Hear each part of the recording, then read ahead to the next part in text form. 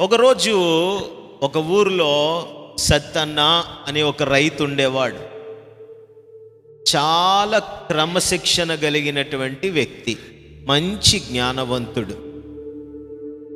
మందిరానికి వెళ్ళేవాడు, బాప్తిసం తీసుకున్నాడు, పాటలు పాడేవాడు, మందిరంలో పరిచర్య చేసేవాడు. ఎక్కడైనా కూడిక జరుగుతూ ఉంది, గృహ కూడిక అంటే సత్తన్న ముందు వెళ్ళిపోయి అక్కడ చాపలేసి ఏర్పాట్లు అరేంజ్మెంట్స్ అన్నీ చేసి ఉదయం అంతా పొలం పని చేసుకునేవాడు.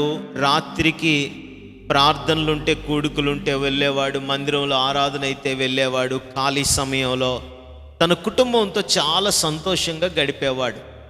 ఆనందంగా, భక్తిగా, సంతోషంగా సాగిపోతున్న ఆ జీవితంలో నెమ్మదిగా కష్టాలు ప్రారంభమయ్యాయి. తనకున్నటువంటి పొలంలో చక్కని పంట వేస్తే పురుగు పట్టి పంట అంతా పాడైపోయింది. దాన్ని కాపాడుకోవటానికి చాలా ప్రయత్నాలు చేశాడు, కానీ ఆ పంట నిలబడలేదు. ఈ దెబ్బ నుండి తేరుకొని మరలా నెక్స్ట్ టైం పంట వేసినప్పుడు లాభం వస్తుందిలే, ప్రభు సహాయం చేస్తాడులే అనుకొని విశ్వాసంతో ఉంటే మరుసటి ఏడాది పంట వేశాడు, కానీ వర్షాలు సరిగ్గా పడక, కరువుతో పంట పండక క్షామం ఎదురైంది. నెమ్మదిగా కష్టాలు ప్రారంభమయ్యాయి. ఈ ఊర్లో వర్షాలు లేవు, పొలాలు పండటం లేదు, వ్యవసాయం ఏమాత్రం లేదు, అంతా పోయింది కదా.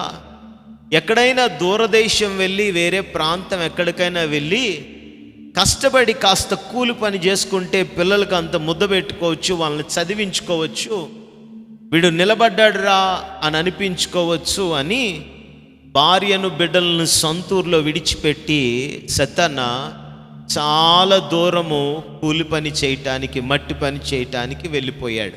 స్తోత్రం చెప్పుదామా. ఉదయం నుంచి సాయంకాలం దాకా కష్టపడేవాడు. అక్కడికి వెళ్తే ఊరిలో ఏమీ లేదు కదా, ఇక్కడ కష్టపడకపోతే ఎలాగా అని రాత్రులు కూడా పని చేయాల్సి వస్తే నైట్ అవర్స్ కూడా ఎక్స్ట్రాగా పని చేసేవాడు.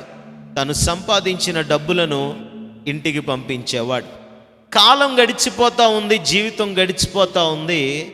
ఒకరోజు సత్తన్న పని చేసే చోట కాస్త వీలు దొరికితే తన గదిలో అలా ఒరిగాడు రెస్ట్ తీసుకుందామని.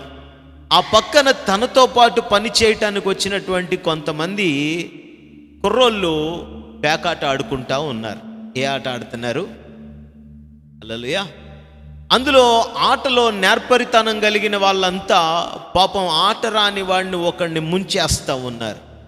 వీడేమో ఎలాగైనా గెలవాలి, నెగ్గాలి అనే ఆశతో వీడేం చేస్తున్నాడంటే డబ్బుల మీద డబ్బులు పెట్టి ఆట మీద ఆట, ఆట మీద ఆట ఆడుతూ ఉన్నాడు.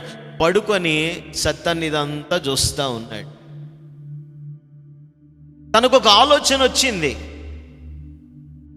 వీడు ఓడిపోతున్నాడు, వీడు డబ్బు పోగొట్టుకుంటున్నాడు, వీడు నష్టపోతున్నాడు, అయినా వీడు ఆగటం లేదు.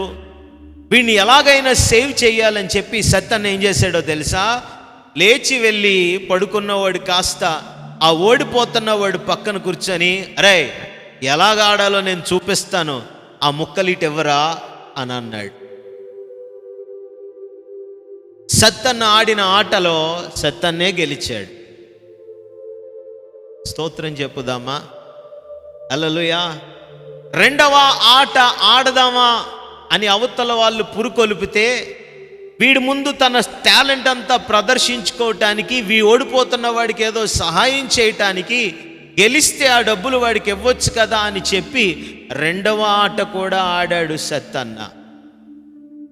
గెలిచాడు.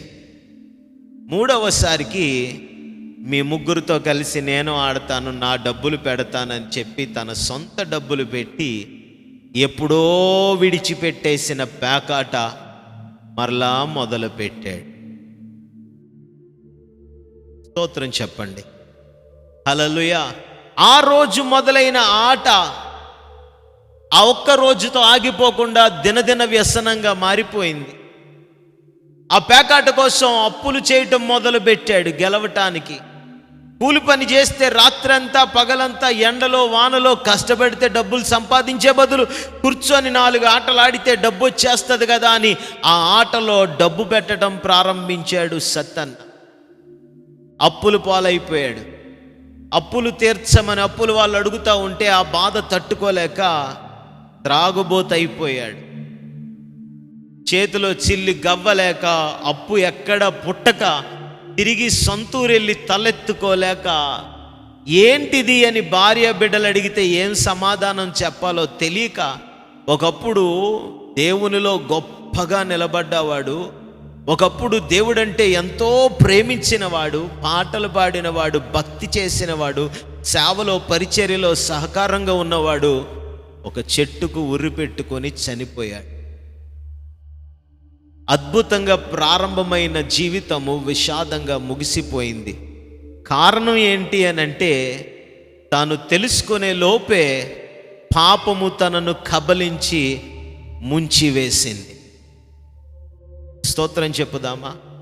ఈరోజు అనేకులు రక్షణ పొందినను, బాప్తీసం పొందినను, దేవుని బిడ్డలుగా భయభక్తులు గలవారిగా ఒకప్పుడు ఉన్నాను, మరలా తిరిగి తొట్టిల్లిపోతూ ఉన్నారు, పాపంలో పడిపోతూ ఉన్నారు. వారికి తెలియకుండానే రకరకాల విధానాలలో పాపం వారిని కబలించేస్తూ ఉంది. మనుషులను సంతోష పెట్టడం కోసమో, సులభమైన మార్గాలలో ఆశీర్వాదం పొందటం కోసమో, క్షణమాత్రం ఉండేటువంటి స్వల్పమైన ఆనందాల కోసమో దేవుడిచ్చిన అమూల్యమైన ప్రశస్తమైన రక్షణను అంతం వరకు నమ్మకంగా ఉండి కాపాడుకోవాల్సిన వాళ్ళు తొట్టిల్లిపోయి పోగొట్టుకున్న పరిస్థితిలో ఉండిపోతూ ఉన్నారు. సత్తన్న జీవితాన్ని పాడు చేసింది పాపము. స్తోత్రం చెప్పుదామా? హల్లెలూయా. దైవజనునిగా హృదయపూర్వకంగా ఆశపడుతున్నాను, నువ్వు యేసుక్రీస్తు ప్రభునందు విశ్వాసం ఉంచి నమ్మి బాప్తీస్మం పొంది తొట్టిల్లి పడిపోయి ఉంటే గనక నువ్వు మరలా తిరిగి లేచి నిలబడాలి దేవునిలో. ఆమేనని చెప్పుదామా? స్తోత్రం చెప్పండి. హల్లెలూయా. ఆయన కోపపడి క్రోధంతో నిన్ను తృణీకరించే దేవుడు కాదు. బైబిల్ గ్రంథం అంటుంది, తండ్రి ఏ కుమారుణ్ణి ప్రేమిస్తాడో ఆ కుమారుణ్ణి ఏం చేస్తాడు? డిసిప్లైన్ చేస్తాడు, సరి చేస్తాడు, సరిదిద్దుతాడు. ఆమేనని చెప్పుదామా? అంటే ప్రభువు తొట్టిల్లి పడిపోతున్న వారందరినీ మరలా బలపరిచి నిలబెట్టడానికి సమర్థుడైన దేవుడై ఉన్నాడు. ఆమేనని చెప్పండి. ఆమేనని చెప్పండి. నువ్వు ఒకసారి బ్యాప్టిజం పొందిన తర్వాత మరలా తిరిగి పాపంలో పడిపోతే నీ బ్యాప్టిజం క్యాన్సిల్ అయిపోతుందని కాదు, కానీ అలాగని దానినే అవకాశంగా తీసుకొని పదే పదే నువ్వు పాపం చేస్తూ ఉండాలని కాదు. కానీ ఒకవేళ బై ఎనీ ఛాన్స్ పొరపాటున నువ్వు పడిపోయి ఉంటే నువ్వు తిరిగి లేచి నిలబడాలని ఈ దినాన్న దేవుడు కోరుకుంటున్న వాడిగా ఉన్నాడు. స్తోత్రం చెప్పుదామా?